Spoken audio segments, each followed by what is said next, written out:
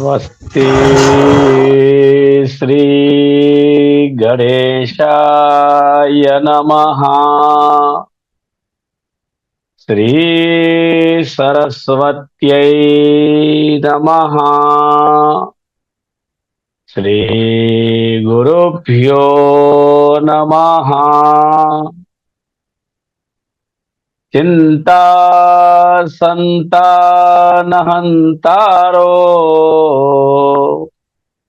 यत्पादाम्बुजरेणवः स्वीयानान् तान् निजाचार्यान् प्रणमामि मुहुर्मुहुः। यदनुग्रहतो जन्तुः सर्वदुःखातिगो भवेत् तमहं सर्वदा वन्दे श्रीमद्वल्लभनन्दनम्। राधा कृष्ण पदद्वन्द्वम् अद्वन्द्वं धारयन् हृदि कथासारमहं वक्ष्ये भुक्तिमुक्ति प्रदायकम्। श्री दक्षिणामूर्तिमुलगाम् वेदव्यासाभिवर्धिताम् अस्मदाचार्यपर्यन्ताम् वन्दे गुरुपरम्पराम्। वन्दे गुरुपरम्पराम्।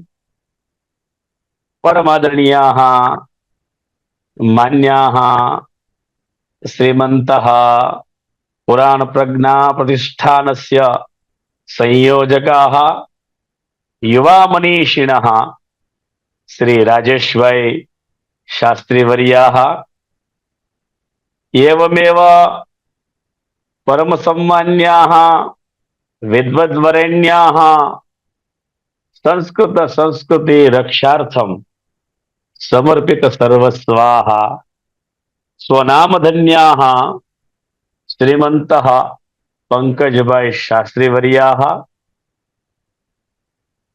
अस्माकं गुरवः सद्गुरवः अन्तर्जाल माध्यमेन श्रवण भक्ति भक्ताः अन्ये मान्याः विद्वांसः गुरुचरणाः पुराण रसिकाः पुराण प्रियाः शिवांग भाई प्रभृतयः पुराण वक्तारः स्वजनाः स्वजनाश्च।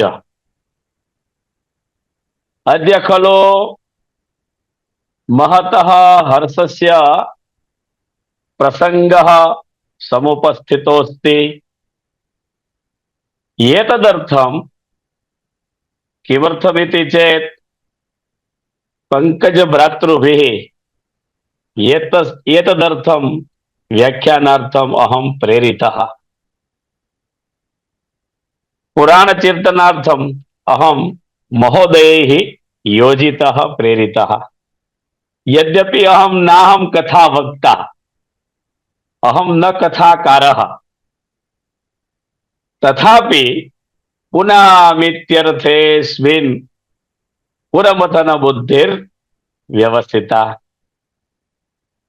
इति पुष्पदन्तवचनानुसारं मद्वाचं पुनामि। अद्य अनेन माध्यमेन भवद्भिः सर्वैः साकं मदीयां वाणीं पवित्रां कर्तुम् उपस्थितोऽस्मि। भगवतः वेदनारायणस्य अपि अस्माकं ब्राह्मणानां कृते आदेशः अस्ति, स्वाध्यायान् मा प्रमद, स्वाध्याय प्रवचनाभ्यां न प्रमदितव्यम् एतदर्थं स्वाध्यायः करणीयः भवति किल, सर्वं प्रकरणं पठनीयं भवति खलु। अतः स्वाध्यायो अध्येतव्यः इति नियमः अस्ति, वेदस्य आज्ञा अस्ति। वेदस्य इमाम् आज्ञां शिरस्याधाय पुराणं परमाग्नेयं ब्रह्म विद्याक्षरं परम्, अग्निपुराणे केषाञ्चित् अध्यायानां स्वाध्यायं कर्तुं भवतां समक्षम् उपस्थितोऽस्मि। सर्वान् गुरुपादान् नमस्कृत्य भगवता कृष्णद्वैपायन व्यासेन प्रणीतेषु 18 पुराणेषु इदम् अग्निपुराणम् एकं विशिष्टं स्थानम् आदधाति।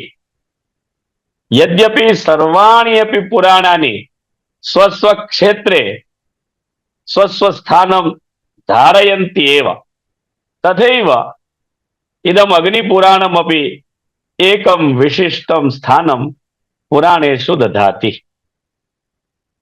विष्णुस्वरूपेण भगवता अग्निदेवेन महर्षिं वसिष्ठं प्रति उपदिष्टम् इदम् अग्निपुराणं ब्रह्मरूपमस्ति। पुनश्च ब्रह्मसंहितम् इदमपि पुराणं वर्तते। तस्मात् इदं पुराणं सर्वोत्कृष्टमपि वर्तते।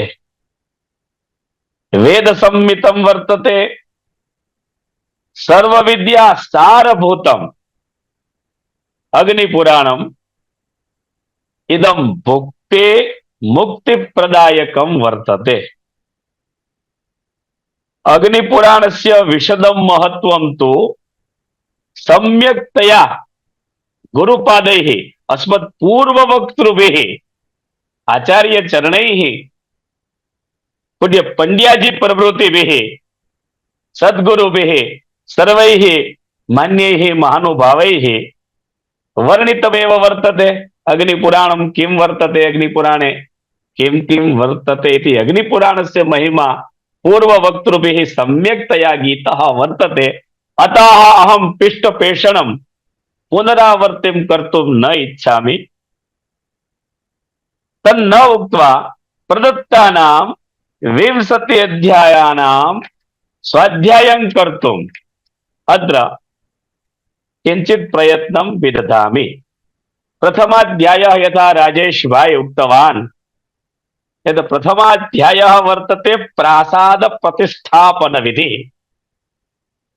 यद्यपि विषयोऽयं वर्तते प्रतिष्ठा संबंधी, ये कर्मकांड प्रक्रियया सह वयं सर्वे संलग्नाः स्मः। अतः अयं विषयः वर्तते प्रासाद प्रतिष्ठा विधिः। शिवः स्वयं तन्महत्त्वं प्रतिपादयन् वक्ति। प्रासाद स्थापनं वक्ष्ये तच्चैतन्यं स्वयोगतः शुकसा समाप्तौ तु शुकनासा समाप्तौ तु पूर्ववेद्याश्च मध्यतः। प्रासाद प्रतिष्ठापन विधेः अयं प्रथमाध्यायः वर्तते। इतः परमत्र अस्मिन् अध्याये भगवान् शिवः प्रासाद प्रतिष्ठापनस्य वर्णनं करोति। प्रासाद प्रतिष्ठापना कुत्र कथं च कर्तव्या इत्यस्मिन् विषये शिवः कथयति। शुकनासा समाप्तौ तु पूर्ववेद्याश्च मध्यतः, अर्थात शुकनासा समाप्तौ पूर्ववेद्याः मध्यभागे एतस्य स्थापना विधेया इति। ओंकारस्य प्रणवमन्त्रस्य उच्चारणं कृत्वा आधारशक्ति मध्ये आधारशक्त्यां स्थापिते सुवर्ण रजत ताम्र आदिषु कस्मिंश्चित् एकस्मिन् कलशे, कलशः सुवर्णस्य भवेत्, रजतस्य भवेत्, ताम्रस्य भवेत् वा, तस्मिन् एकस्मिन् कलशे न्यासं कृत्वा कलशस्य स्थापना विधेया।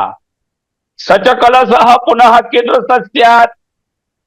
गन्धाक्षतपुष्पैः पञ्चगव्यैश्च सम्पूजितः स्यात्, वस्त्रवेष्टितः स्यात्, सुगन्धपदार्थैः पुष्पमालादिभिः वेष्टितः पूजितश्च स्यात्, पुनश्च ताम्रादि ताम्रादि पवित्र पादपानाम आम्रादि आम्र वट इत्यादीनां पवित्र पादपानां पल्लवैः पर्णैः सुशोभितश्च भवेत्। एतादृशः एवं रूपः कलशः अपेक्षते।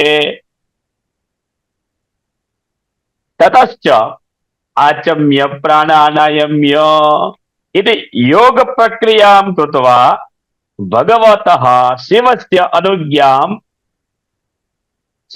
आज्ञया जीव चैतन्यस्य जागरणं विधाय रेचक प्राणायाम द्वारा जीव चैतन्यं कलशे स्थापयेत्। एवं प्रकारेण कलशे इदमिदं स्थापनीयम् इति तात्पर्यम्।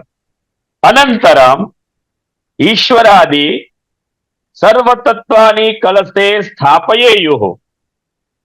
तथा च पंच कर्मेन्द्रियाणि, पंच ज्ञानेन्द्रियाणि तथा मन बुद्धि अहंकार इति एतैः सह सर्वेन्द्रियाणि कलशे स्थापयित्वा प्रणवादि नाम मंत्रैः तस्य पूजनं करणीयम्। इत्थमनेन प्रकारेण न्यासादि विधिना शिवं संपूज्य कलशं संस्थापयेत्। मया पूर्वमेव उक्तं तद्वत् अयं विषयः कलश स्थापनस्य विषयः प्रतिष्ठा संबंधितः वर्तते। तस्मात् कर्मकांड कर्तॄणां कर्मकांडे शीलानां कर्मकांड परायणानां विप्राणां कृते तथा च पुराण विषयमाश्रित्य अधीयानां छात्राणां कृते विशेष रूपेण उपकारकः वर्तते। वयमपि यथा कथंचित् कर्मकांड प्रक्रियायां वर्णकलशम् इत्थमेव पूजयामः, तथैव अत्र विशेष रूपेण प्रासाद कलशस्य पूजां कृत्वा प्रासाद कलशस्य प्रतिष्ठा कर्तव्या इति तात्पर्यम्। ततश्च द्वितीयाध्याये ध्वजारोहण विधिः। ईश्वर उवाच चूलके ध्वजदण्डे च ध्वजे देवकुले तथा प्रतिष्ठा च यथोद्दिष्टा तथा स्कंद वदामि ते। हे सिखी वाहन, हे स्कंद, कार्तिकेयस्य कृते इदं संबोधनं प्रोक्तमस्ति। हे सिखी वाहन, सिखी वाहनं यस्य सः।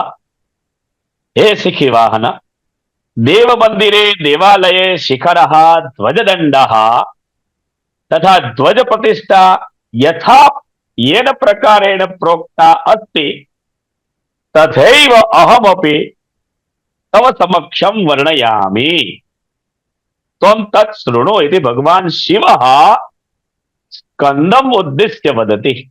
द्वितीये अस्मिन् अध्याये शिखरस्य अर्धभागे शूलस्य प्रवेशः भवेत् अथवा संपूर्णस्य शूलस्य अर्धभागस्य शिखरे प्रवेशं कारयित्वा प्रतिष्ठा कार्या। इष्टिका निर्मिते देवालये काष्ठस्य शूलः भवेत्। शूलः कुत्र कीदृशः ग्राह्य इत्यस्मिन् सन्दर्भे अपि मार्गदर्शनं दत्तमस्ति।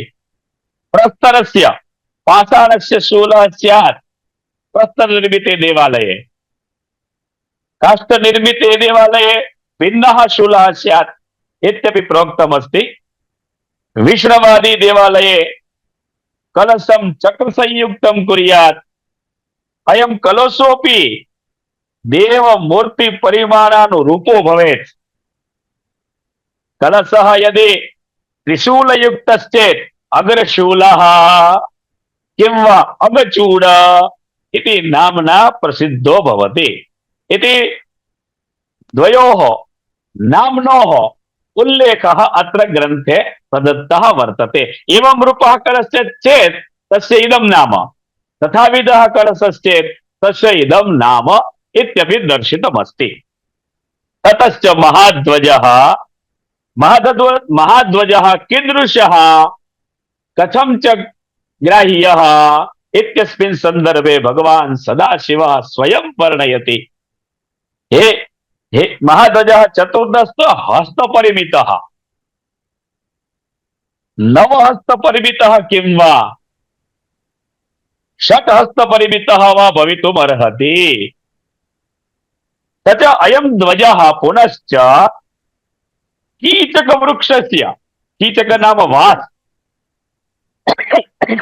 वंशवृक्षस्य सकीचकै भारतपूर्णरन्ध्रैः इति कीचकशब्दस्य स्मरणं रघुवंशे मया पठितमासीत्। तदनन्तरं कीचकशब्दः अग्निपुराणे एव मया दृष्टः। वांस अथवा शालवृक्षस्य निर्मितश्चेत् सर्वकामपूर्तिकरः मन्यते। ततश्च इदमपि अवधेयमत्र यत् एवं रूपः एतादृशः ध्वजदण्डः आरोहणसमये यदि भग्नः भवेत्, आरोहणसमये यदि आपत्ति आगच्छेत्, ध्वजः पतितः भवेत्, परिभ्रष्टः भवेत् चेत् यजमानस्य कर्तुः कारयितुः मृत्युः अपि भवितुम् अर्हति, अपशकुनं मन्यते। अतः सावधानतया एतस्य दण्डस्य स्थापना विधेया इति स्पष्टम् अग्निपुराणे एतस्मिन् अध्याये उदीरितमस्ति। सावधानेन सर्वदा भवितव्यमिति तात्पर्यम्। अनेन अनेक मन्त्रपाठैः शान्तिकर्म कृत्वा द्वारपालादीनां पूजा अपि कर्तव्या। दण्डस्य प्रोक्षणं करणीयम्। सुगंध तैलेन स्नानं कारयित्वा शय्यायां न्यासः करणीयः। गन्धाक्षत पुष्पैः धूपदीप नैवेद्यैः ध्वजदण्डस्य विशेषं पूजनं न्यासादि पुरस्सरं होमकर्मणा सह पूजनं कार्यम्। तद्वयं वयं सर्वे जानीमः। प्रतिष्ठायां येन केनापि प्रकारेण यथा कथञ्चित् वयं गच्छामः, कारयामः, तत्सर्वम् अस्माभिः पूर्वं पठितमेव वर्तते। अतः अस्मिन् अध्याये अहम् अधिकं विस्तारं कर्तुं न इच्छामि। ध्वजारोहणानन्तरं यजमानः स्वजनैः साकम् इष्टमित्रैः सह मन्दिरस्य प्रदक्षिणां कुर्यात्। इत्थं करणेन मनुष्यः अभीप्सितं फलं विन्दति। एतस्य स्थापना कर्तव्या। तदनन्तरं तृतीयेऽध्याये जीर्णोद्धारविधिः। शिव उवाच जीर्णादीनां च लिङ्गानाम् उद्धारं विधिना वदे। लक्ष्मोज्झितं च भङ्गं च स्थूलं वज्रहतं तथा। भगवान् इतः परम् अस्मिन् अध्याये शिवलिंगानां जीर्णोद्धार विधिं वर्णयन् ब्रूते। लक्षणरहितं भग्नं अतिविशालं खंडितं लिंगं क्षतिग्रस्तं लिंगं एतादृशं शिवलिंगं चालयेत्। अर्थात शिवलिंगे यदि काचित् क्षति जाता चेत तत्समीकरणं कर्तव्यम्, उसको ठीक करना चाहिए, ऐसा कहता है। जीर्णोद्धार समये लिंगस्य यदि काचित् क्षति न जाता चेत पवित्र नद्याः जलेन स्नानं कारयित्वा दोषान् दूरीकर्तुं शक्यते। परन्तु अत्र महत् महान् प्रश्नः भवति राजेश भाई। शिवलिंगस्य चालनं करणीयं वा न करणीयम् इति महान् प्रश्नः वर्तते। प्रतिष्ठा समये अयं भ्रान्तिजनकः प्रश्नः समायाति। प्रतिष्ठा मौक्तिकम् इति ग्रन्थः प्रणीतः अस्ति तत्र शास्त्रीवर्येण लक्ष्मीशंकर शास्त्रिणा प्रतिष्ठा मौक्तिकम् इति। तस्मिन् ग्रन्थे अपि स्पष्टतया उल्लेखः कृतः वर्तते यत् सुस्थिरं दुस्थिरं वापि शिवलिंगं न चालयेत्। अतः शिवलिंगस्य चालन विधिः न कर्तव्यः इति लक्ष्मीशंकर शास्त्रिणः कथनं वर्तते। पुनश्च यदि तस्मिन्नेव प्रकरणे लक्ष्मीशंकर शास्त्रीजी स्पष्टतां करोति, यदि शिवमन्दिरम् एतादृशे मुस्लिमानां वसति मध्ये यत्र मुस्लिमानां यवनानां वसतिः अधिका भवेत्, मुस्लिमानां साम्राज्यं यस्मिन् स्थाने यस्मिन् प्रदेशे यस्मिन् सोसाइटी मध्ये अधिकं चेत् तत्र गन्तुं न शक्यते, सेवां कर्तुं न शक्यते चेत् एतादृश्यां परिस्थित्याम् अयं नियमः न अनुसर्तव्यः, न चालयेत् इति। परन्तु कदाचित् एतादृशी स्थितिः आगच्छेत्, पूजा अपि दुर्लभा भवेत् चेत् तादृश्यां परिस्थित्यां शिवलिंगस्य अपि चालनं करणीयमेव। बहुनाम् अस्मिन् विषये सन्देहः वर्तते, अतः एकवारम् अस्मिन् प्रकरणे शिवलिंगं न चालयेत् इति नियमं स्वीकृत्य शिवलिंगस्य यदि आवश्यकता नो चेत् शिवलिंगस्य चालनं नैव करणीयम् अस्माभिः। विशिष्ट किमपि प्रयोजनं कारणं विशिष्टं नो चेत् तस्य चालनं निषिद्धं वर्तते। अन्यत्रापि शतेन स्थापयेत् देवं भगवन्तं सहस्रेण विसर्जयेत् इत्यपि उक्तमस्ति अग्निपुराणे। अतः विसर्जनम् इत्यनेन विसर्जनं करणीय इति अर्थः फलितः भवति। परन्तु अन्येषां देवानां सन्दर्भे अस्माभिः अयं मतः स्वीकार्यः। शतेन स्थापयेत् देवं सहस्रेण विसर्जयेत्, परन्तु शिवलिंगं त्यक्त्वा शिवलिंगं विना इति विधिना कार्यं कृत्वा विशेष पूजा अर्चना विधेया। ततश्च स्थण्डिले होम कार्यं विधाय वास्तुदेवतायाः पूजा कर्तव्या। देवेभ्यः बलिदानं दत्वा ब्राह्मणान् भोजयेत्। ततश्च शुद्धजलेन प्रोक्षणं कर्तव्यं दर्भशलाकया। ततश्च गुरुः अर्थात् आचार्यः विलोमेन तस्य अधिपतिजनान् इष्टमूर्तीनाम् ईश्वरान् ये च लिंगे पिंडिकायां स्थिताः सन्ति तेभ्यः अर्घ्यः प्रदेयः। ततश्च विसर्जनं कृत्वा वृषभस्य स्कन्धयोः अयं विशेषतया उपक्रमः दर्शितः अस्ति। वृषभस्य स्कन्धोपरि रजवा सुवर्णपाशेन बद्ध्वा शनैः शिवमन्त्रं जपन्तः गुरुजनाः आचार्याः प्रतिष्ठाकर्मणि कुशलाः ऋत्विजः जले स्थापयेयुः। मंत्रज्ञेन गुरुणा पुष्ट्यर्थं शतमाहुतयः देयाः। तदनन्तरं गुरुः अपरं लिंगं विधिपूर्वकं स्थापयेत्। इत्थम् अनेन प्रकारेण अस्मिन् अध्याये भगवता अग्निनारायणेन जीर्णोद्धार विधिः कथं कर्तव्यः इति भगवता शंकरेण स्वयं प्रोक्तमस्ति।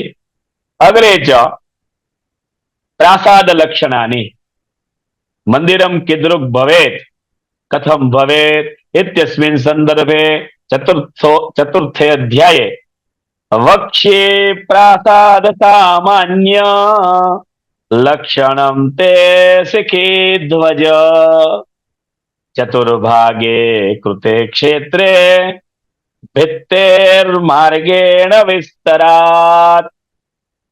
हे शिखी ध्वज, हे स्कंद कार्तिकेय, इतः परम अहम अस्मिन् अध्याये मंदिरस्य प्रासादस्य सामान्य लक्षणं वक्ष्ये। सर्वसामान्यतया मंदिरं कीदृक् भवेत्, देवालयः कीदृशः स्यादिति। अद्रिभागेन गर्भः स्यात् पिण्डिका पादविस्तरात् पंचभागे कृते चापि मध्यभागे तु पिण्डिका चतुरस्र क्षेत्रस्य भागचतुष्टयं कृत्वा एकस्मिन् भागे भित्तिनां विस्तारः भवेत्, मध्यभागे गर्भरूपेण पिण्डिका स्थापनीया। गर्भगृहे पिण्डिका कीदृशी कार्या, कथञ्च कार्या, तस्याः परिणामश्च कियत् इत्येतत् सर्वम् अस्मिन् अध्याये वर्णितमस्ति। तस्य वर्णनं कुर्वन् स्कन्दमुद्दिश्य सदाशिवः वर्णयति। ततः मंदिरस्य चतुर्दिक्षु अथवा अष्टदिक्षु नियमानुसारं के देवाः तत् स्थाने विभिन्न दिक्षु स्थापनीया इत्यपि अस्मिन् अध्याये प्रोक्तमस्ति। यथा वयं पूर्वे इंद्रं स्थापयामः, पूर्वे इंद्राय नमः, पश्चिमे वरुणाय नमः, वरुणं स्थापयामः। मंदिरस्य चतुर्दिक्षु चत्वारः देवाः अथवा अष्टदिशायाः क्रमः ग्रहीतव्यश्चेत् अष्टदिक्षु वरुणादि देवतानां यादृशः क्रमः अस्ति तेन क्रमेण देवालयं परितः एते देवाः अपि संस्थाप्याः इति अस्मिन् अध्याये भगवता प्रोक्तमस्ति। प्रासादस्यापि प्रथममेरुः, द्वितीयः मन्दरः, तृतीयः विमानः, भद्रः, सर्वतो भद्रः, चरुकः, नन्दिकः, नन्दी, वर्धमानः, श्रीवत्सः इति एते सर्वे वैराजवंशोद्भवाः सन्ति। एतेषां स्थापनानां मंदिरं परितः दिक्षु कर्तव्या इति। वल्लभी गृहराज, शालागृहं, मंदिरं, विशालचमस, ब्रह्म मंदिरं, भुवनं, प्रभवः एवंच शिविकावेश्म इत्येते नव प्रासाद पुष्कलेन प्रकटिताः सन्ति। एतेषामपि नवानां स्थापना कर्तव्या। वलयं, दुन्दुभिः, पद्म, महापद्म, वर्धिनी, उष्णीश, शंखः, कलशः, शंखवृक्ष इत्येते नव वृत्ताकार प्रासाद कैलास वंशोद्भवाः सन्ति। इत्थं प्रासाद अंगीभूताः विविधाः विषयाः अस्मिन् अध्याये वर्णिताः सन्ति। मंदिरस्य विविधानि द्वाराणि अपि कल्पितानि सन्ति। तेषाञ्च परिमाण विषये, दिशा विषये च चर्चा कृता वर्तते। ततश्च किं द्वारम् उत्तमं, किं द्वारं मध्यमं, किञ्चित् द्वारम् अधमम् इत्यपि प्रोक्तमस्ति। अतः अस्माभिः द्वारस्य परिणाम अनुसारं द्वारस्य स्थापना कर्तव्या। दिग्द्वार विचारे तथा च द्वार परिणाम विषये, परिमाण विषये सावधानतया वर्तितव्यम्। अन्यथा कर्ता, कारयिता, दरिद्री एवंच विकलांगः अनिष्टकरः भवति इत्यपि अत्र इंगितमस्ति।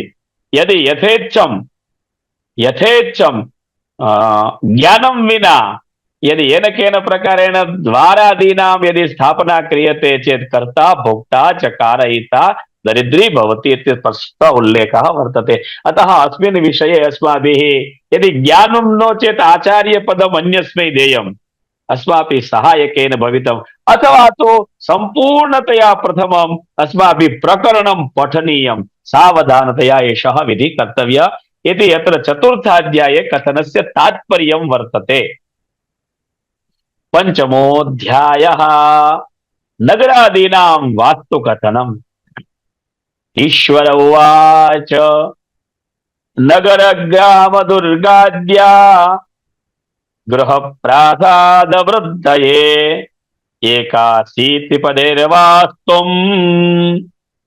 पूजयेत् सिद्धये ध्रुवम्। भगवान् एतस्मिन् अध्याये गृहस्थः प्रासादस्य वृद्ध्यर्थं गृहस्य एवं च प्रासादस्य वृद्ध्यर्थं नगरं ग्रामः दुर्गादयः अवश्यं भवन्तु। नगरस्य वास्तुकथनम् इति अध्यायस्य शीर्षकं वर्तते। अतः नगररचना कथं कार्या, नगरे मन्दिराणि कुत्र कीदृशानि च भवेयुः, एतेषां सिद्ध्यर्थम् एकाशीतिपदानां वास्तुमण्डलं विरच्य वास्तुदेवतायाः पूजा अवश्यं कर्तव्या। दशरेखा पश्चिमात् पूर्वं प्रति एवञ्च दक्षिणतः उत्तरं यावत् करणेन एकाशीतिपद वास्तुमण्डलं पूर्णं भवति। पूर्वस्यां मुखवत्यः 10 नाड्यः सन्ति। तासां नामानि वयं सर्वे कर्मकाण्ड प्रक्रियया सह, कारणम् अस्माकं पाठशालायां पौरोहित्यमिति विषयः आगच्छति। तत्र मध्यमा द्वितीयवर्षे प्रतिष्ठायाः एव क्रमः उदीरितः दत्तः वर्तते पाठ्यपुस्तके। अतः येन केनापि प्रकारेण वयं संलग्नाः स्मः। तस्मात् जानीमः यथा शान्ता, यशोवती, कान्ता, विशाला, प्राणवाहिनी, सती, वसुमती, नंदा, सुभद्रा, मनोरमा इति नवरेखाः इत्थं प्रकारेण कर्तव्या। उत्तरस्यां मुखवत्याः एकाशीतिपदानां 12 नाड्याः सन्ति। ताः यथा हरिणी, सुप्रभा, लक्ष्मी, विभूति, विमला, प्रिया, जया, ज्वाला, विशोका इत्यादयः सन्ति। भगवतः वास्तुपुरुषस्य स्थापनं पूजा पद्धतिं च वयं जानीमः। अतः एतस्मिन् अध्याये अधिकं विवरणं वयं न करिष्यामः। रेखा कथं कुत्र कर्तव्या, कुत्र कथं कार्या इति अस्माकं पूर्वविदितमेव अस्ति। वास्तुमण्डले वयं रेखां कुर्मः। कया रीत्या कथं करणेन नवरेखा इत्थं भवति इत्थं भवति इति सर्वम् अस्माभिः अवगतं वर्तते। हे स्कंदा, हे कार्तिक स्वामिन्, अहम् इतः परं सर्वकामना पूर्तिकरं सामान्यं गृहं वर्णयामि। एकप्रकोष्ठयुक्तं गृहं, गृहे एक एव प्रकोष्ठः भवेत्। एकप्रकोष्ठयुक्तं गृहं तथा विविध प्रकोष्ठयुक्तं गृहं भवति। आवश्यकतानुसारं वयं गृहनिर्माणं कुर्मः। तत्र गृहे शक्त्यनुसारम् एकः अपि प्रकोष्ठः भवति 1 BHK, 2 BHK, 3 BHK यथा वैभवं यथा वयं कुर्मः। एकप्रकोष्ठयुक्तं गृहं तथा विविध प्रकोष्ठयुक्तं गृहं भवति।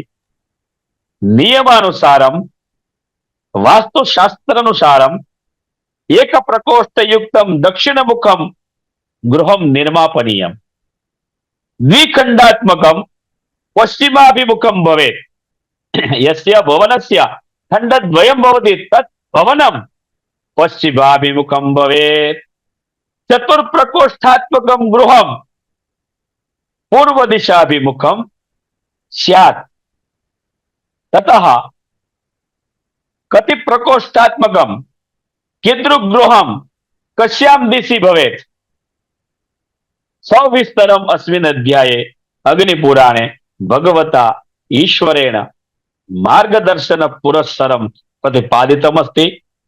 विविध दिशि स्थितस्य गृहस्य विविधं नाम अपि प्रोक्तमस्ति। एतस्यां दिशायां यदि गृहम् एकखण्डात्मकं एक प्रकोष्ठात्मकं गृहं भवेत् चेत् एतस्य नाम इदं भवेत्। भवनस्य चत्वारः प्रकोष्ठाः सन्ति चेत् तस्य नाम इदं भवेत् इत्यपि तत्र अग्निपुराणे पञ्चमाध्याये इदमपि प्रोक्तमस्ति। सारभूतं तत्त्वम् इदं प्रोक्तमस्ति यत् त्रिप्रकोष्ठयुक्तं त्रिखण्डात्मकं 3 BHK गृहं परम संप्रति परम समृद्धिपदं भवति। सर्वेभ्यः गृहेभ्यः त्रिखण्डात्मकं गृहं परम समृद्धिपदं गण्यते। ततश्च आदर्श गृहं कतिविधम् किं फलप्रदं च भवति वास्तुशास्त्रानुसारम् इदमपि वर्णितमस्ति अस्मिन् अध्याये। अस्माभिः सर्वैः एकवारं विशेषतया एतस्य अध्यायस्य अध्ययनं करणीयमस्ति। महते लाभाय छात्राणां महते उपकाराय अपि भविष्यति। इदानीं वास्तुशास्त्रस्य महिमा प्राचुर्येण सततं यतते। अतः जनाः अपि वास्तुशास्त्रं कोणे संस्थाप्य किमपि न कुर्वन्ति। सर्वप्रथमं वास्तुशास्त्रानुसारमेव कार्यं कुर्वन्ति। अतः वास्तुशास्त्रस्य महिमा महान् वर्तते। अतः अस्मिन् अग्निपुराणे एतस्मिन् अध्याये अपि एतस्य चर्चा कृता वर्तते। इदानीं डिप्लोमा इन् वास्तुशास्त्रं सोमनाथ संस्कृत विश्वविद्यालयस्य डिप्लोमा इन् वास्तुशास्त्रम् इत्यस्मिन् विषये अस्माभिः छात्राः पाठ्यन्ते।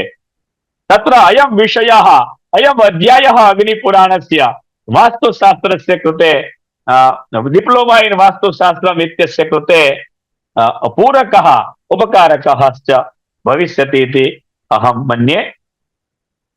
अतः वास्तुशास्त्रे अपि भवन्तः सर्वे दक्षाः सन्ति। अतः नगररचना गृहनिर्माणं कथं कर्तव्यम् इति अस्माकं सुविदितमेव वर्तते। अतः तत्र अधिकं समयं न यच्छन् अग्रे 6 अध्याये नगरादीनां वास्तुकथनम् ईश्वर उवाच नगरादिकवास्तुं च वक्षे राज्यादिवृद्धये योजनं योजनार्धं वा तदर्थं स्थानमाश्रयेत्। भगवान महादेवः ब्रूते हे स्कंद हे कार्तिक स्वामिन् इतः परं राज्यादीनाम् अभिवृद्ध्यर्थं कस्यापि राज्यस्य वृद्ध्यर्थं नगरवास्तोः अहं वर्णनं करोमि। राज्ये वास्तुशास्त्रानुकूलं नगरं भवेत् चेत् राजधानी विशेषतया भवेत् चेत् राज्यं सततं समृद्धियुक्तं भवति। नगरवास्तु विषये ऐशान्यां 30 पदेषु सूर्यस्य कृते पूर्वद्वारं भवेत्। द्वयोः गन्धर्वयोः कृते दक्षिणे द्वारं भवेत्। वरुणस्य कृते पश्चिमे स्यात्। नगरे मार्गाः विशालाः भवेयुः। नूतनं नगरं कुर्मः। नगररचनार्थं विचारयामश्चेत् नगरस्य मार्गाः अति विशालाः भवेयुः। यत्र तावन्तः विशालाः यत्र गजादयः पशवः सरलतापूर्वकं गमनं कर्तुं सक्षमाः योग्याः भवेयुः। तथा प्रकारकाः मार्गाः वीथ्यः वा स्युः। नगरस्य निर्माणे मार्गाः विशालाः अपेक्षन्ते। नगररचनायां श्रेष्ठं नगरं बाणसदृशं। श्रेष्ठं नगरं सर्वोत्तमं नगरं बाणसदृशं बाणाकारयुक्तं बाणकार समानं शान्तिपदम् उत्तमं प्रोक्तमस्ति। यथा बाणस्य आकारः भवति तथा प्रकारकं नगरं सर्वोत्तमं कथ्यते। नगररचनायां ब्रह्माच्युत शंकरान् सूर्य समेतान् संपूज्य तेभ्यः बलिदानं दत्वा नगरस्य अग्निकोणे सुवर्णकाराः वास्तव्याः। सोनी लोकोनी निवास नगरनी अग्निकोणामा नगरस्य अग्निकोणे सुवर्णकाराः वासितव्याः सुवर्णकाराः सन्ति ते कुत्र वसेयुः अग्निकोणे नगरे दक्षिणे नृत्यकर्तारः गणिकादीनां गृहाणि भवन्तु नृत्यकाराः तत्र वसन्तु दक्षिण दिग्भागे कस्यां दिशायां के वसेयुः ब्राह्मणाः कुत्र वसेयुः क्षत्रियाः कुत्र वसेयुः अस्माभिः पाठशाला इत्यादिकं कुत्र कस्यां दिशि निर्मापितव्यं भवनम् इत्यपि अस्मिन् अध्याये प्रोक्तमस्ति कस्यां दिशि कस्यां दिशायां के वसेयुः तथा च कथं च वसेयुः इत्यस्मिन् विषये अस्मिन् अध्याये भगवान् प्रकाशं कृतवान् अग्निपुराणे विशेषतया देवमन्दिराणि कथं कुत्र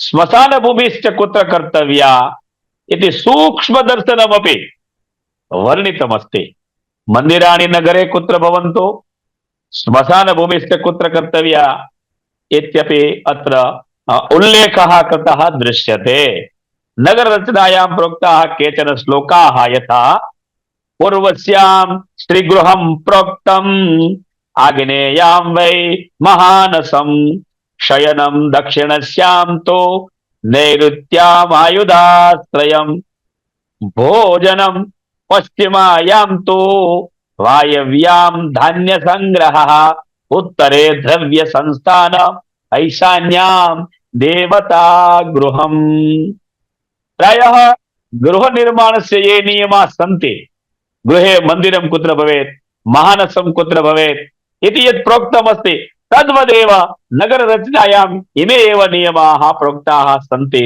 नगररचनायाम् इत्थं विचाराः नियमाः भगवता शङ्करेण स्वयम् उदीरिताः सन्ति अस्मिन् अध्याये अपि सर्वम् अस्माकम् अवगतमेव वर्तते अतः अधिकं विस्तारं न कुर्मः स्वायम्भुव स्वर्गस्य कथनम् सप्तमोऽध्यायः अस्ति अग्निरुवाच वक्षे भुवनकोशं च पृथिवीद्वीपादिलक्षणम् अग्निध्रश्चाग्निबाहुश्च वपुष्मान् द्युतिमांस्तथा अग्निदेवः स्वयम् अस्मिन् अध्याये भुवनकोशं तथा पृथिवीं द्वीपाञ्च वर्णयति पृथिव्याः द्वीपादीनां वर्णनम् अस्मिन् अध्याये प्रोक्तमस्ति अग्निद्रः अग्निबाहुः वपुष्मान् द्युतिमान् मेधा मेधातिथि भव्यः स्तव्यः स्तवनः एवञ्च ज्योतिष्मान् इत्येते सर्वे प्रियव्रतस्य दशपुत्राः अभूवन् एतेषां सर्वेषां नामानि यथा भागवते पंचमस्कन्धे वंशावली समागच्छति एतस्य अयं पुत्रः एतस्य अयं पुत्रः एतस्य अयं पुत्रः अहम् एकवारं दादाजी चरणैः साकं बांसवाड़ा नगरं प्रति अगच्छम् तत्र दादाजी चरणैः कथायां प्रोक्तं एषा वंशावली खलु क्लेशाय भवति परन्तु तथापि मम कृते प्रीत्यर्थं वर्तते अतः युष्माकं ज्ञानं भवेत् वा न भवेत् परन्तु मम कृते इदम् उत्तमम् अस्ति अतः अहं युष्माकम् अर्थग्रहणं श्रोतृजनानां भवेत् वा न भवेत् परन्तु एतानि नामानि पुण्यकराणि सन्ति येषां कीर्तनेन पापस्य विनाशः पुण्यस्य वृद्धिर्भवति अतः अहं तु ब्रवीमि एव इति दादाजी चरणैः उक्तमासीत् प्रियव्रतस्य इमे दशपुत्राः अभूवन् पिता तेभ्यः सप्तद्वीपान् ददौ प्रत्येकेभ्यः पुत्रेभ्यः विभाजनं कृत्वा एकम् एकं द्वीपं दत्तवान् अग्निध्राय जम्बुद्वीपं तथा च मेधातिथये लक्षद्वीपः दत्तः एवञ्च वपुष्मते पुत्राय साल्मलीद्वीपः ज्योतिष्मते कुशद्वीपः द्युतिमानाय क्रौञ्चद्वीपः तथा भव्याय शाकद्वीपः दत्तः स्तवनाय पुष्करद्वीपः तथा अग्निघ्नपुत्राय एवं पृथक् द्वीपः पिता जम्बुद्वीपं दत्तवान् अर्थात प्रियव्रतः स्वपुत्रेभ्यः पृथक् पृथक् द्वीपान् ददौ। राजा च स्वयं एवं व्यवस्थां कृत्वा श्रीविष्णोः परमं तपं तप्त्वा विष्णुलोकं जगाम। अर्थात पुत्रेभ्यः द्वीप विभाजनं कृत्वा तत्पिता विष्णुलोकं जगाम। हे स्कंद, किं पुरुषादि अष्टौ खंडाः सन्ति, ते सर्व सुखकराः भवन्ति। अष्टौ खंडाः, तत्र जरा अपि न बाधते, मृत्योरपि भीतिः न भवति। एतादृशाः इमे प्रदेशाः सन्ति। तत्र नाभेः मेरुदेवी द्वारा ऋषभस्य जन्म जातम्। ऋषभस्य पुत्रः भरतः अजायत।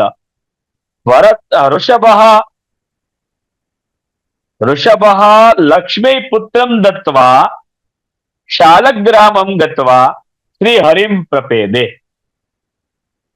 भरतस्य नाम आधारेण भारतवर्षमिति नाम्ना अभिधीयते। भारतवर्षम्। भरतोऽपि पुत्राय राज्यलक्ष्मीं दत्त्वा शालग्रामं च गत्वा श्रीहरिं प्रपेदे, हरिं प्राप्तवान्। ततश्च अस्मिन् अध्याये विविधाः पुत्राः, तेषाञ्च पुत्राः कुत्र कुत्र भूत्वा कथं भरतखण्डस्य भारतवर्षस्य वृद्धिं चक्रुः इत्येतत् सर्वं वर्णितमस्ति। कति पुत्राः कुत्र कुत्र राज्यं कृतवन्तः इत्यपि वंशावली अत्र अस्मिन् अध्याये अग्निपुराणे विषयः प्रतिपादितः वर्तते। अग्रे गच्छामश्चेत् भुवनकोशस्य निरूपणम्। अग्रिमे अध्याये अग्निरुवाच जम्बुप्लक्षावयो द्वीपौ शाल्मलिश्चापरो महान् कुशक्रञ्चस्तथा शाक पुष्करश्चेति सप्तमः। एतस्मिन् अध्याये इतः परं भारतवर्षे जम्बू, प्लक्ष, शाल्मली, कुश, क्रंच, शाक तथा पुष्कर इत्येते सप्तद्वीपाः सन्ति। ते च सप्तद्वीपाः समुद्रेण आवृताः सन्ति। समुद्रं परितः इत्यर्थः। लवण, इक्षु, सुरा, सर्पिष्ट, दधि, दुग्ध, जलं चेति सप्त सागराः विद्यन्ते। सर्वेषां द्वीपानां मध्ये जम्बुद्वीपः अपि वर्तते। तदनन्तरम् उत्तुङ्गः, तन्मध्ये उत्तुङ्गः मेरुपर्वतः विद्यते। तस्य च 84 शिखराणि सन्ति। मेरोः 84 शिखराणि सन्ति। तावान् महान् विशालः मेरुपर्वतः वर्तते। अयं मेरुः 16 पर्वतानां राजा अस्ति। अस्य मस्तकस्य विस्तारः 32,000 यावदस्ति। अधोभागस्य च विस्तारः 16,000 योजनस्यास्ति।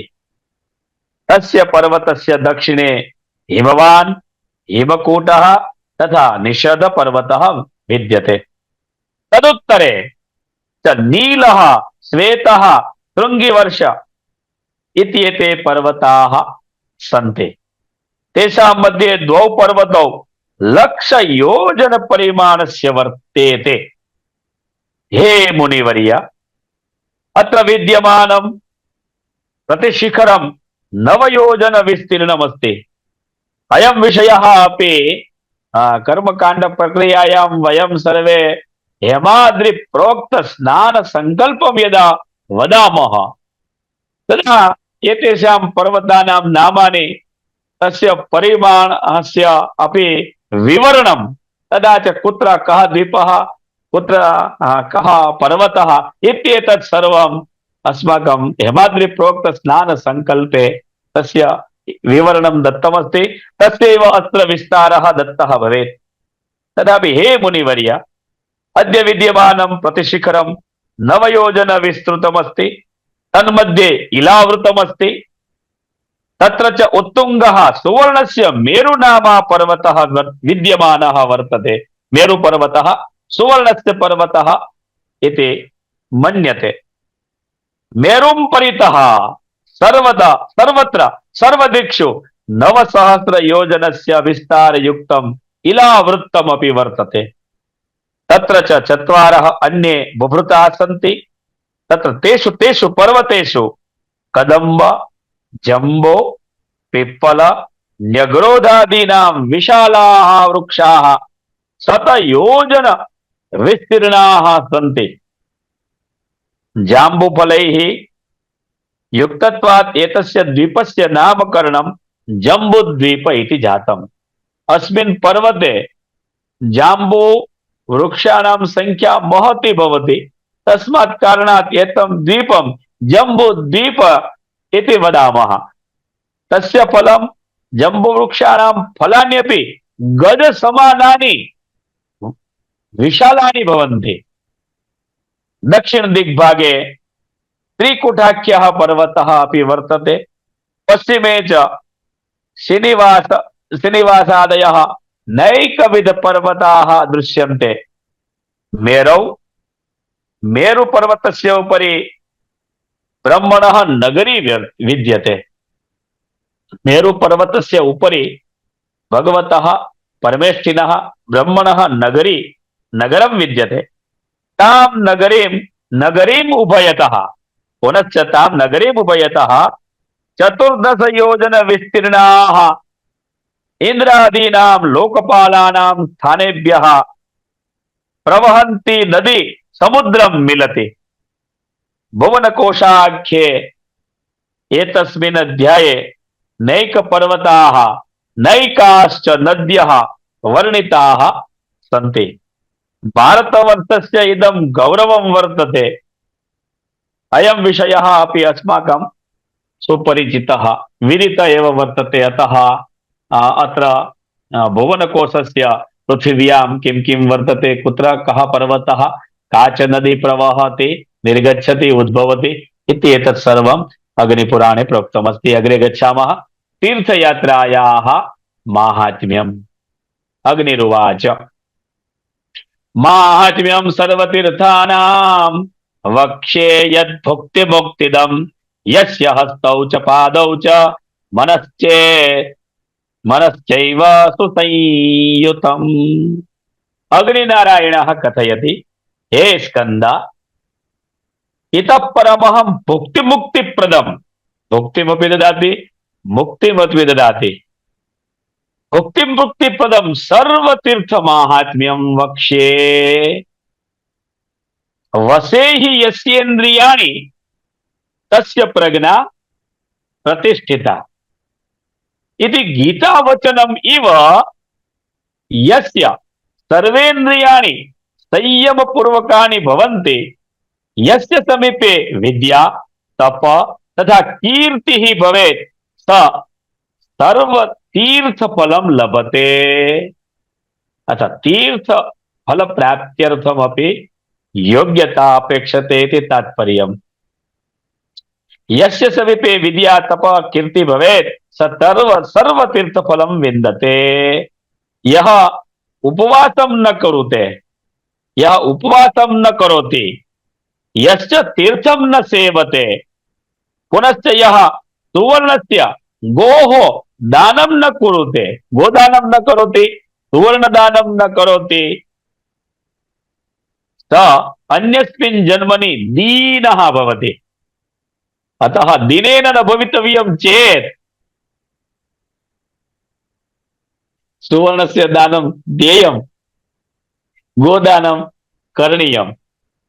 तीर्थयात्रा प्रकरणे तीर्थयात्रा करणेन मानवः यज्ञफलं लभते। हे पुष्करं क्षेत्रं महातीर्थं वर्तते। सर्वा संध्या तत्र वसति। सहस्र कोटिशः तीर्थानि पुष्करे वसन्ति। पुष्करः सर्वतीर्थानां राजा वर्तते। तीर्थयात्रायाः महत्त्वम् अस्मिन् अध्याये प्रोक्तमस्ति। अतः तीर्थानां राजा तु पुष्करः वर्तते। पुष्कर सर्वतीर्थानां राजा वर्तते, अतः वयं ब्रूमः तीर्थराज पुष्कर इति। स्नानकाले पूजाकाले अपि स्मरणं कुर्मः। पुष्कराद्यानि तीर्थानि गंगाद्या सरितस्तदा आगच्छन्तु पवित्राणि, व्याख्यानकाले सदा मम, स्नानकाले सदा मम। अतः अस्माकम् एकं मानसिकं स्नानम् अभवत्। मानसिक स्मरणस्यापि अत्र अग्रिमेषु अध्यायेषु फलं प्रोक्तमस्ति। सर्वदेवताभिः स्वयं परमेष्टि पितामहोऽपि अस्मिन् प्रयागे आगत्य वसतिं चक्रे। अर्थात सर्वे देवताः पुष्कर नगरे वसन्ति। ऋषयः, मुनयः, सिद्धाः, तपस्विनः अत्र उषित्वा स्नान दान जप श्रद्धादीन् कृत्वा परमां सिद्धिं प्राप्नुवन्ति। अत्र पुष्कर नगरे मुनयः ऋषयः तपस्तत्वा यथेच्छितं फलं प्राप्नुवन्ति इति अस्य पुष्करस्य माहात्म्यमपि वर्तते। कार्तिके मासे परमां सिद्धिं विशेषतया प्राप्नुवन्ति जनाः। यदि प्रयागस्य सेवनं कर्तव्यमस्ति, प्रयागस्य यात्रा यदि विचारिता चेत् कार्तिक मासे विशेष फलप्रदा प्रोक्ता वर्तते। एवं तो यदा कदापि कर्तुं शक्यते, परन्तु विशिष्टं प्रयोजनं कार्तिक मासे प्रोक्तमस्ति।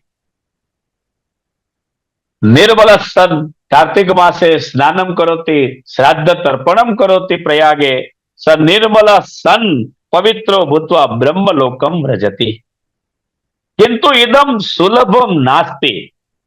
अत्र श्लोके अधोभागे लिखितमस्ति, पुष्करे निवासस्य सौभाग्यम् अस्ति चेदेव मिलति।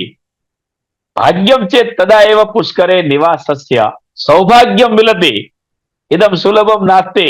उक्तं यथा पुष्करे दुष्करं गन्तुं, पुष्करे दुष्करं तपः, दुष्करं पुष्करे दानं, वस्तुं चैव सुदुष्करम्। तत्र वासात् जपात् श्रद्धात् कुलानां शतमुद्धरेत्, जम्बुमार्गं च तत्रैव तीर्थं तण्डुलिकाश्रमम्। तत्रैव पुष्करे कण्वऋषेः आश्रमः अस्ति। जम्बुतीर्थं च वर्तते। तथा च पुष्करे चर्मणवती नदी, प्रभासक्षेत्रं, सोमेश्वरः देवश्च पुष्करे विराजते। अस्माकं पंड्याजी गुरुवर्याणां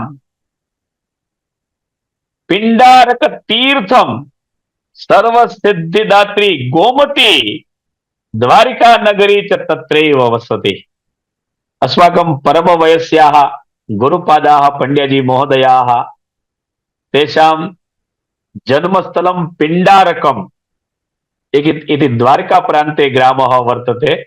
स पिंडारक तीर्थं गोमती नदी समेता तत्र पुष्करे वसति। अतः पुष्करे वासेन पिंडारकस्यापि समावेशः भवति। अहं कुरुक्षेत्रं गमिष्यामि, तत्र च वत्स्यामि इति एवं संकल्पं यः करोति, न गच्छति परन्तु मनसा संकल्पं यः करोति यत् अहं पुष्करं गमिष्यामि, तत्र वत्स्यामि इति एवं विचारणा क्रियते, संकल्पः क्रियते चेत् स मनुष्यः विमलः निर्मलः सन् स्वर्गं याति। तस्य पुष्कर दर्शनं तु भवेद् वा न भवेत्, परन्तु एवं संकल्पं यदि करोति चेत् तत्पुण्यं स्वर्गप्रदं वर्तते। यत्र च कण्वादयः ऋषयः विष्णवादयः देवाः विराजन्ते, पिंडारकादि तीर्थानि वसन्ति। इत्थं तत्र तीर्थे पुष्करे अन्यान्यपि तीर्थानि अन्ये च देवाः सदैव वसन्ति। भाग्यवान् नरः तत्सुखं लभते। आशां कुर्मः वयं कदाचित् अस्मभ्यमपि तादृशः लाभः मिलेदिति। अग्रे दशमाध्याये गंगा माहात्म्यं प्रोक्तं वर्तते।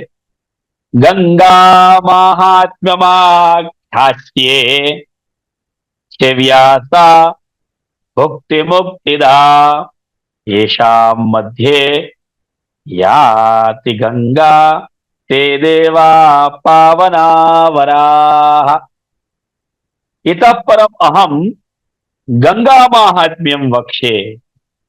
ततश्च तत् गंगा माहात्म्यं भुक्ति मुक्ति प्रदम सर्व सुखदम परम पावनम वर्तते। तद्गतिम अन्वेषताम जीवानां कृते गंगा परम गति प्रदा वर्तते। एतस्याः गंगायाः सेवनात् कुलद्वयम् अथवा वंशद्वयम् मातृवंशः पितृवंश इति वंशद्वयं तरति। गंगा वंशद्वयं तारयति। गंगाजलस्य पानं चान्द्रायण व्रतापेक्षयापि उत्तमं प्रोक्तमस्ति। चान्द्रायण व्रतस्य अपि उत्तमम् एव फलं वर्तते, परन्तु तत्फलं केवलं गंगाजलपानेन लभ्यते। अतः गंगाजलपानं चान्द्रायण व्रतापेक्षयापि उत्तमं वर्तते। एकमासं यावत् गंगा सेवनात् सर्वयज्ञफलं लभते। अस्माकं बापू चरणाः मुरारी बापू कर्णोपकर्ण द्वारा मया श्रुतमस्ति यत् ते सर्वत्र सर्वथा गंगाजलमेव पिबति। अत्र तु एकमासपर्यन्तं गंगाजलस्य पानस्य महिमा वर्णितः वर्तते। एकमासपर्यन्तं गंगायाः सेवनं यः करोति स सर्वराजसूयादि यज्ञानां फलं प्राप्नोति। एतादृशं गंगायाः महत्त्वं प्रतिपादितं वर्तते। यावत्कालपर्यन्तं मानवदेहस्य अस्थि वा अस्थिनि मानवदेहस्य अस्थिनि यावदस्ति च गंगायां तावत् सर्गे च तिष्ठति। यावत्कालपर्यन्तं मानवदेहस्य अस्थिनि गंगायां पतितानि भवन्ति तावत्कालपर्यन्तं स मानवः स्वर्गं गच्छति, स्वर्गे वसति। अंधजनादयः अपि गंगायाः सेवनेन देवतुल्याः भवन्ति, उत्तमां गतिं लभन्ते। गंगातीर्थस्य मृदं यः गृहं नयति तोपि भाग्यवान् भवति। गंगायाः महत्व विषये तु वयं सर्वे बहु बहु पठामः जानीमः। दर्शनात् स्पर्शनात् पानात् तथा गंगेति कीर्तनात् पुनाति पुण्यपुरुषान् शतशोथ सहस्रशः। गंगा माहात्म्य विषये बहु बहु बहुत्र उक्तमस्ति। केवधिकेन एकेनैव श्लोकेन पूर्तिं करोमि। गंगा गंगेति यो ब्रूयात् योजनानां शतैरपि मुच्यते सर्वपापेभ्यो विष्णुलोकं स गच्छति। गंगायाः महिमा अत्र प्रकीर्तितः वर्तते। अग्रे प्रयाग माहात्म्यम्। अग्निरुवाच वक्ष्ये प्रयाग माहात्म्यम् भुक्ति मुक्ति पदम परम प्रयागे ब्रह्म विण्वाद्या देवा मुनिवरा स्थिताः। भगवान अग्निनारायण अस्मिन् अध्याये इतः परं भोगदं मोक्षदं प्रयाग तीर्थस्य माहात्म्यं वर्णयन् आह।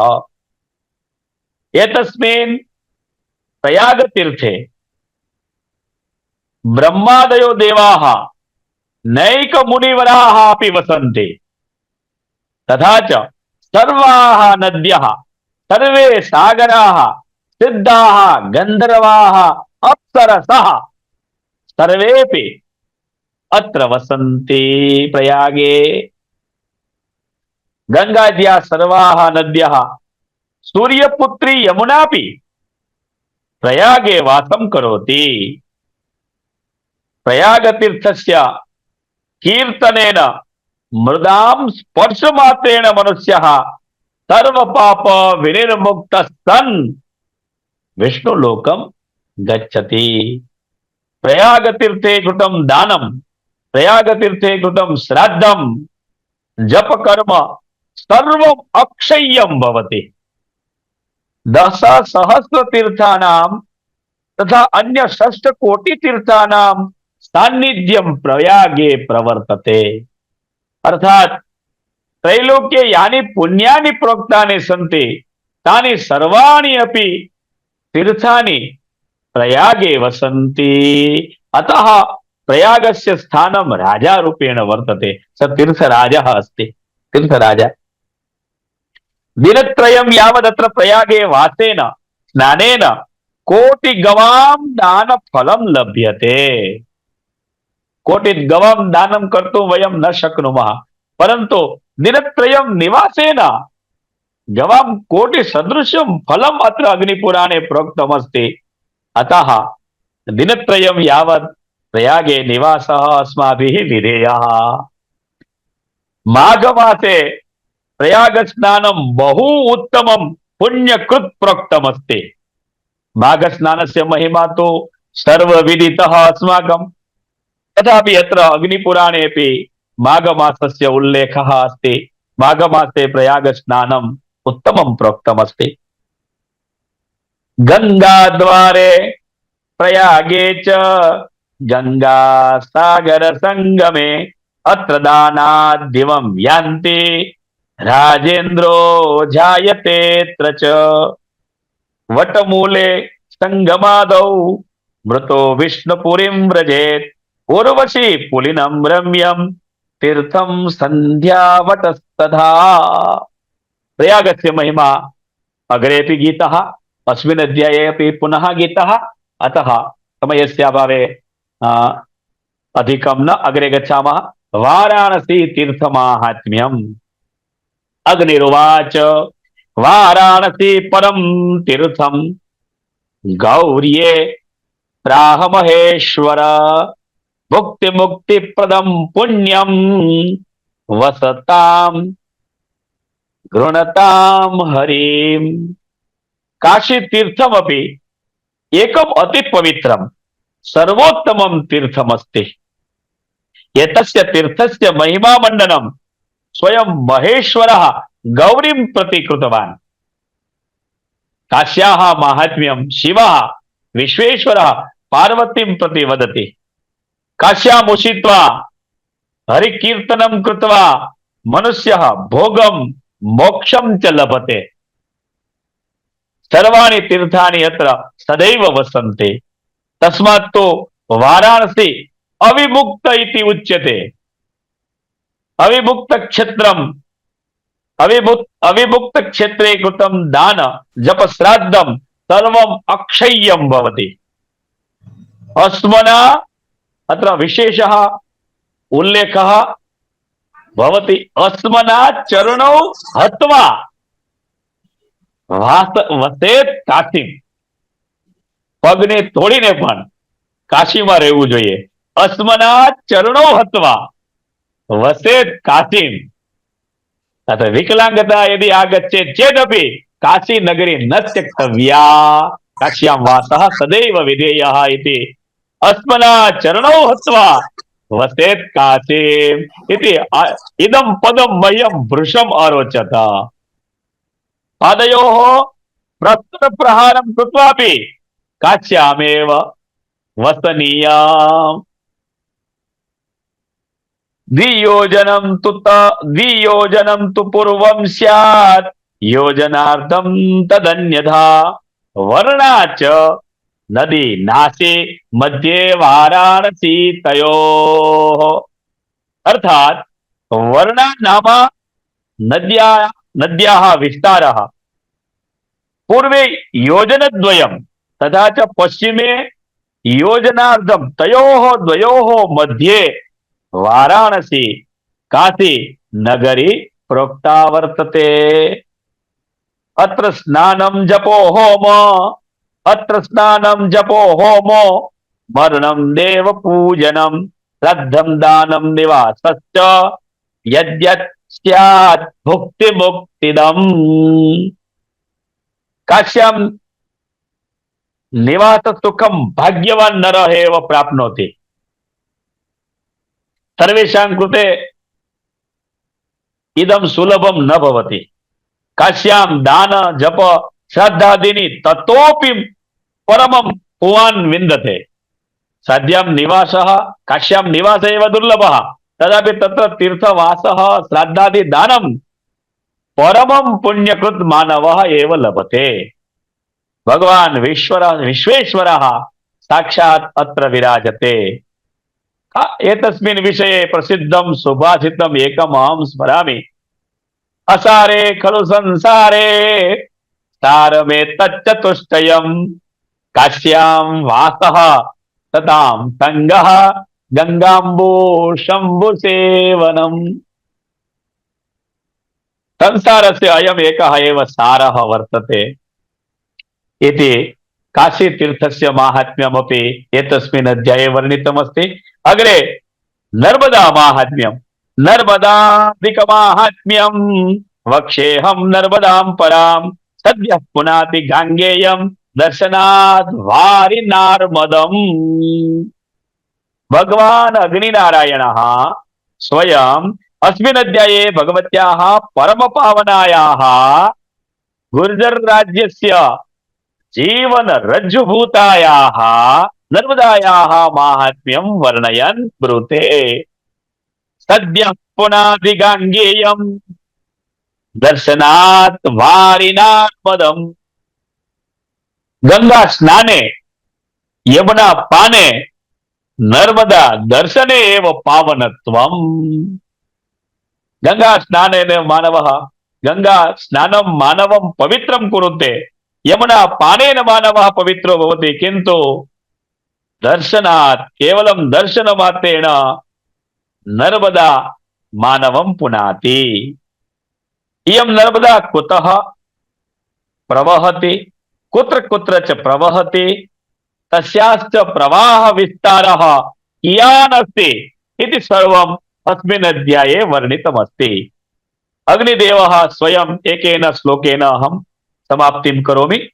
विस्तराद् योजनं शतं द्वयमायमायतम् षष्टितीर्थ सहस्राणि षष्टिकोट्यस्तथा पराः। इयं नर्मदा शतयोजन विस्तीर्णा वर्तते। यस्याः विस्तारः शतयोजन पर्यन्तं वर्तते। योजनद्वयं लम्बायमाना विद्यते।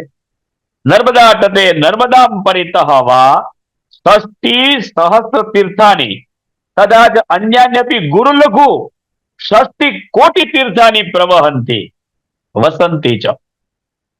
तानि नर्मदातटवर्तीनि तीर्थानि यानि सन्ति तानि अमरकंटक क्षेत्रस्य निकटवर्तीनि सन्ति।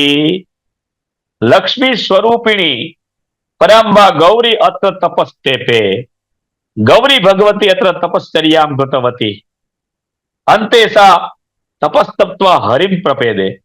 भगवान् विष्णुः गौर्याः तपसाः तुष्टः सन् तस्यै वरदानं ददौ यत् तवैव अपरं नाम अध्यात्म नाम नर्मदा इति भविष्यति। स्वयं गौरी एव अत्र तपश्चर्यां कृतवती अतः वरदानं दत्वा भगवता प्रोक्तं गौरी एव रूपान्तरेण एव नर्मदा एव वर्तते नामान्तरेण। नर्मदायाः निकटे शतयोजनं यावत् पुण्यानि तीर्थानि भविष्यन्ति। अत्र नर्मदा तटे कृतं स्नानं दानं जपः श्राद्धादिकं महते पुण्याय भविष्यति, तत्कृतम् अक्षय्यं भविष्यति। नर्मदा मातुः सानिध्ये नर्मदा तटवर्ती स्थाने कस्यचिदपि मानवस्य मृत्युः भवति, स शिव सायुज्यम् अवाप्नोति। इदं तीर्थं महत्पुण्यकृत् सर्व कामना पूर्तिकृत च विद्यते। अत्र नर्मदा तीर्थे भगवान शंकरः क्रीडां कुरुते। हिरण्यकशिपु अत्र तपस्तप्त्वा बलवान् अजायत। हिरण्यकशिपोः अपि नर्मदा तटं तीर्थक्षेत्रं तपः क्षेत्रं वर्तते। अत्र तपः कृतं। मुनयः सिद्धाः तपस्विनः अत्र उषित्वा भजनं विधाय यथेक्षितं फलं लेपिरे। नर्मदा तीर्थ महिमा सर्वत्र अतिशयेन गीतः वर्तते। तथा च तदर्थं नर्मदा महिम्ना वर्णनार्थं स्वतन्त्रम् एकं नर्मदा पुराणमपि वर्तते इति मम स्मरणे अस्ति। अतः नर्मदा पुराणे नर्मदा माहात्म्यम् अधिकं प्रकीर्तितं वर्तते। एकेन श्लोकेन वन्दनां कुर्मः। नर्मदा सरितां श्रेष्ठा सर्व पाप विनाशिनी, यस्या दर्शनमात्रेण संपदां लभते नरः। वाह, राजेश भाई दर्शयति। वाह, उत्तमम्। तत्रापि नर्मदायाः महिमा गीतः स्यात्। हाँ, गया माहात्म्यम्। अग्निरुवाच गया माहात्म्यमाख्यास्ये गया तीर्थमोत्तमम्। गया माहात्म्यमाख्यास्ये गया तीर्थोत्तमोत्तमम्। गया सुरतपस्तेपे तत्तपस्तापि विस्मरैः। अस्मिन् अध्याये गया नाम कश्चित् असुरः आसीत्। स च परं तपः आसीत्। तस्मात् कारणात् तन्नाम्ना एतस्य तीर्थस्य गया तीर्थ इति नाम जातम्। गया नामकस्य असुरस्य तपसा त्रस्ताः देवाः क्षीरसागरे शायिनं विष्णुं प्रार्थयामासुः। हे प्रभो, गयासुरात् अस्मान् रक्षतु। तथास्तु इति उक्त्वा भगवान् गयासुर अन्तिकं गत्वा वरं याचस्व इति वरं याचस्व इति उक्तवान्। अत्र अस्मिन् अध्याये गया नामकस्य असुरस्य तपसा सर्वे देवाः त्रस्ताः भगवत् समीपं गतवन्तः। यत् गयासुरस्य प्रभावः वर्तते, अतः पृथ्वी शून्या जाता वर्तते। अतः अस्मिन् अध्याये गयायाः महान् माहात्म्यः वर्णितः वर्तते। गया असुरस्य नाम द्वारा एतस्य महिमा अस्मिन् अध्याये गीतः वर्तते। ततश्च गयायाः माहात्म्यम् अस्माकं सुविदितमेव वर्तते। एकेन एव श्लोकेन गयायाः माहात्म्यं वर्णयामि। जीवन्तो वाक्यकरणात् क्षयाहे भूरि भोजनात्, गयायां पिंडदानाच्च त्रिभिः पुत्रस्य पुत्रता।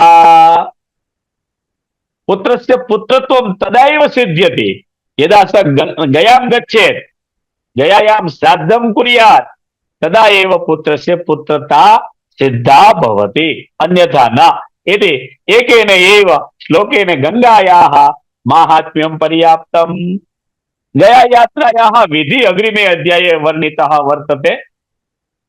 उद्यतश्चेत् गयां यातुं श्राद्धं कृत्वा विधानतः विधाय कार्पटीवेशं ग्रामस्यापि प्रदक्षिणम्।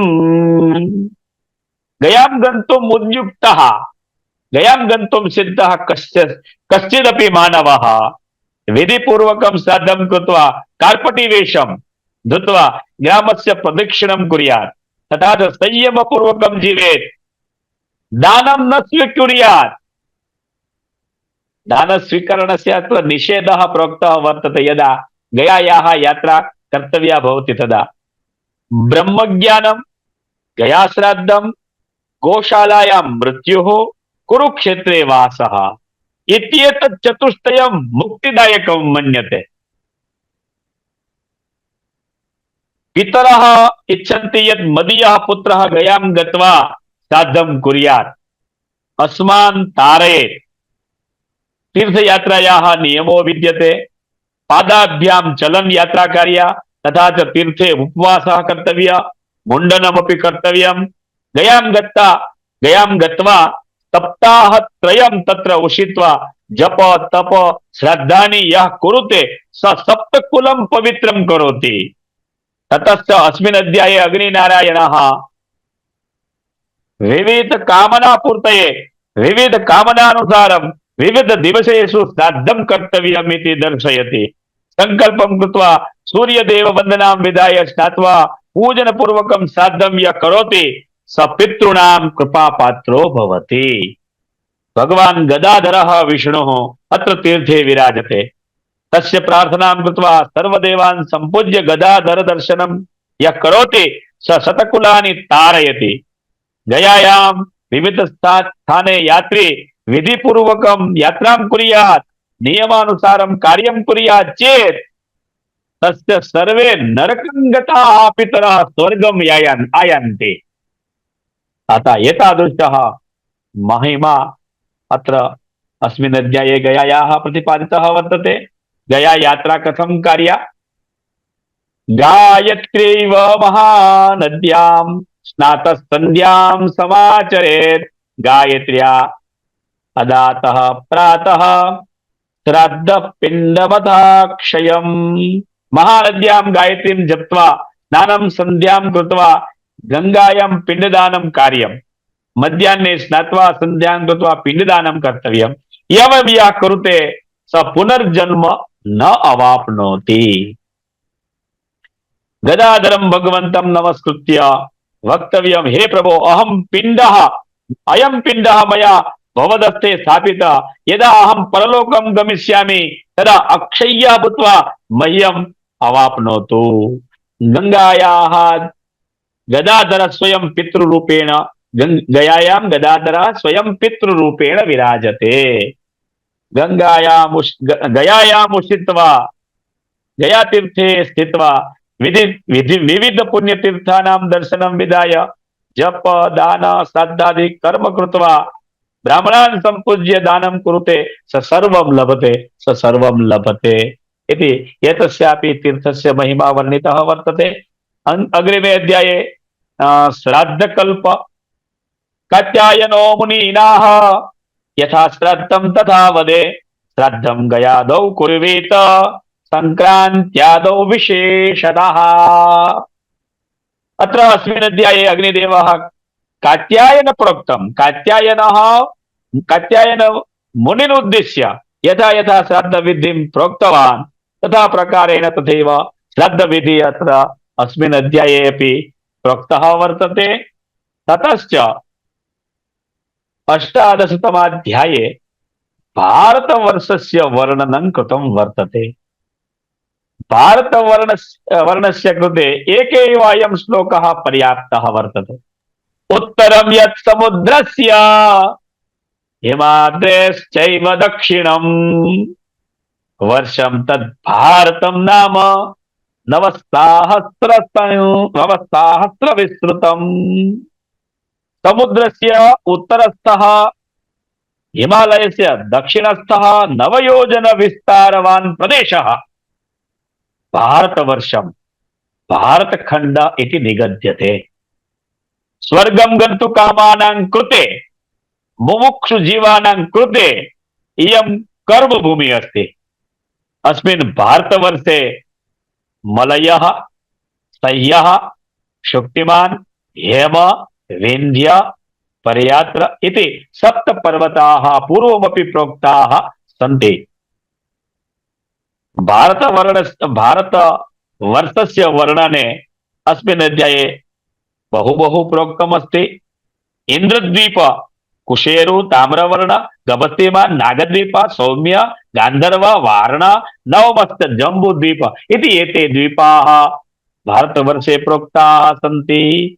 अयं जम्बूद्वीपः दक्षिणतः उत्तरे सहस्रयोजन विस्तीर्णः वर्तते। इत्थं भारतवर्षस्य भूभागः अग्रिमेषु अध्यायेषु अस्माभिः दृष्ट एव एकोनविंशाध्याये महाद्वीपानां वर्णनं प्रोक्तमस्ति।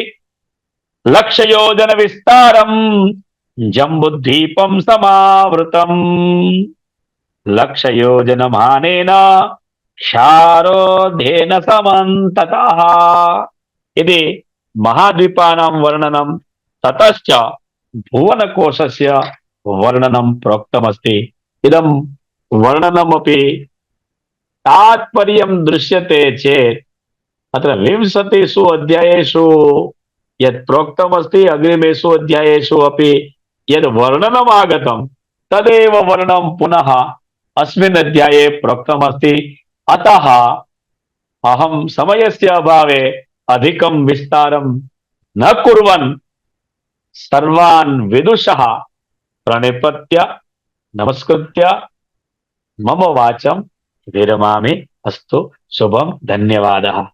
अत्रावसरे अर्धरात्रौ अहं श्रुतः एतदर्थं संलग्नानां सर्वेषाम् अहम् आभारं मन्ये।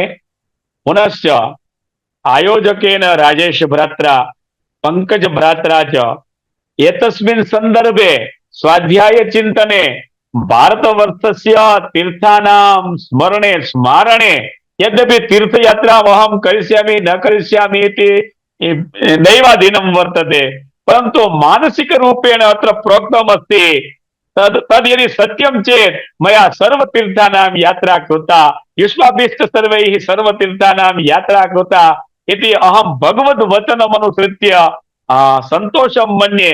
मह्यम् अवसरः प्रदत्तः, एतदर्थम् अहं राजेश भ्रातुः पंकज भ्रातुश्च आभारं मत्वा विरमामि। नमामि च। जयतु सोमनाथः।